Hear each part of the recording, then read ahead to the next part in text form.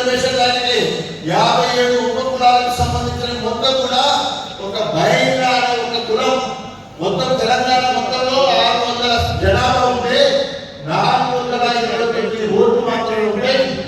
మరి సామాజిక న్యాయం అంటే మాదిగలకు ఎక్కువ రావాలి, మాలలకు ఎక్కువ రావాలి, నీ తోటి ఉపకులాలకు ఎక్కువ రావాలి. అందరికీ నువ్వే దోసుకొని తింటూ అధినాయకుల దగ్గర మరి ఏం మాయమంత్రాలు చేద్దరో తెలియదు. మాయమంత్రాలు ఏమన్నా పోషణ గుడి దగ్గర రాయిపోతే మంత్రమైతే లెక్కలేదు, ఎల్లమ్మ గుడి దగ్గర రాయిపోయి మంత్రమైతే లెక్కలేదు. మరి అది ఎక్కడ నాకు కానీ మంత్రాలతో నాలుగు వేసే పరిస్థితి లేదని అది కులవృత్తి నేను గౌరవిస్తాను. నేను మాధవని డబ్బు కొట్టమంటే పక్క చెప్పుకుంటున్నా,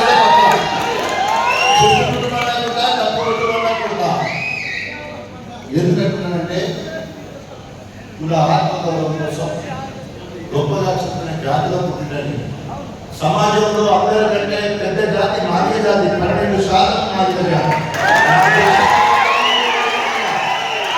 తర్వాత గుజరాతులు, తర్వాత గుల్లగురులు, తర్వాత గౌడ్స్, తర్వాత బ్రహ్మచారి, ఇంకా ఇంకా తిరిగిపోతుంది. ఎందుకు చెప్తుందంటే సోషల్ జస్టిస్, సామాజిక న్యాయం అంటే జనాభా లెక్క ప్రకారం ఎవరికి రావాల్సిన వాటా వాళ్ళకి రావాలి. ఈరోజు కాంగ్రెస్ ముఖ్యమంత్రి రేవంత్ రెడ్డి కూడా ఏమన్నారు,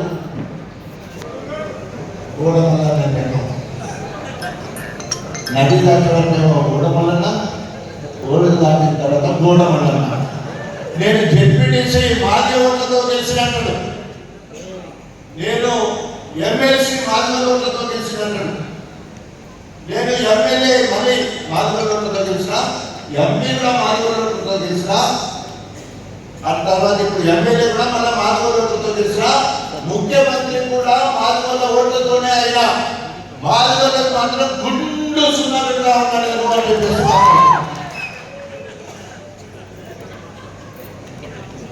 నాకంటూ మాదిగోళ్ళకి ఇచ్చిండు. ఇటు పోతే పెద్దపల్లి ఇటో కుటుంబానికి ఇచ్చిండు, అటో కుటుంబానికి ఇచ్చిండు, అటేమో మన కుటుంబానికి ఇచ్చిండు, ఇటేమో వివేక్ కుటుంబానికి ఇచ్చిండు.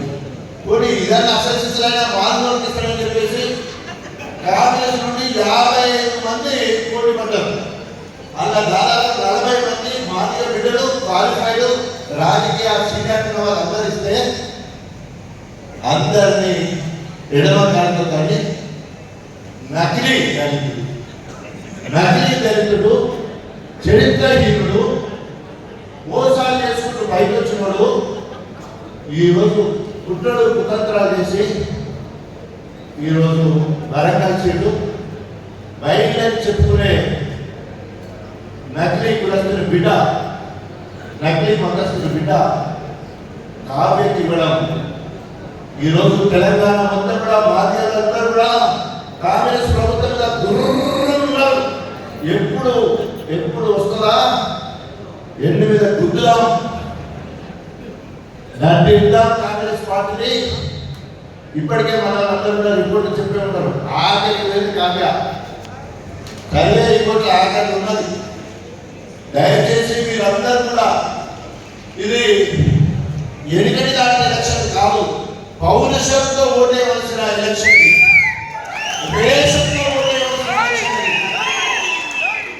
కోపంతో ఓటేయవలసిన ఎలక్షన్. ఇది దేవుళ్ళని కేసీఆర్ గారు 1 సారి నమ్మే, 2 సార్లు నమ్మే, 3 సార్లు నమ్మే, 4 సార్లు నమ్మే, 5 సార్లు నమ్మే, 6వ సారికి నట్టేట ముంచి మనం ఇచ్చినాక పైసలు ఇచ్చినాక ఇంతమంది మనోభావాలను దెబ్బతీసి ఈరోజు నీ స్వార్థపూరిత రాజకీయాల కోసం ఆయనకేమో మంత్రి పదవట, ఆమెకేమో ఎంపీ అట.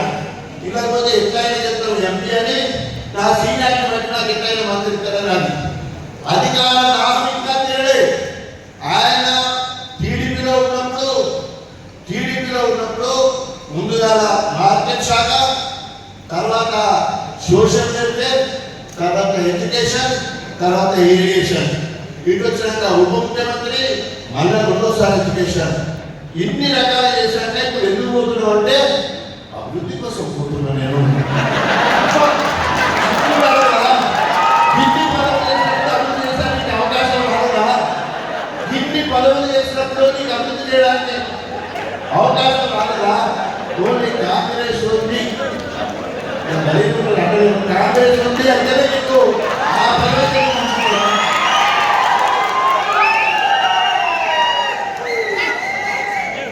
అందరి నోటి అడుగుతా ఎప్పుడో మంత్రి కావాలి, ఎప్పుడో మంత్రి కావాలి.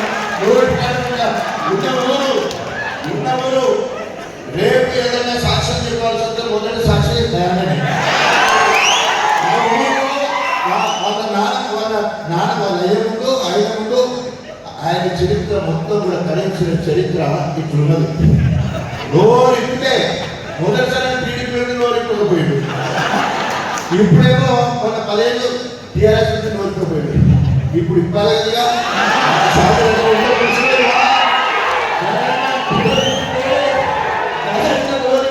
చూడాలి. పచ్చి కూతులు ఉంటాయి, పచ్చి కూతులు ఉంటాయి, పచ్చి నిజాలు ఉంటాయి. పచ్చి నిజాలు ఎందుకంటే దేవత మన అబద్ధం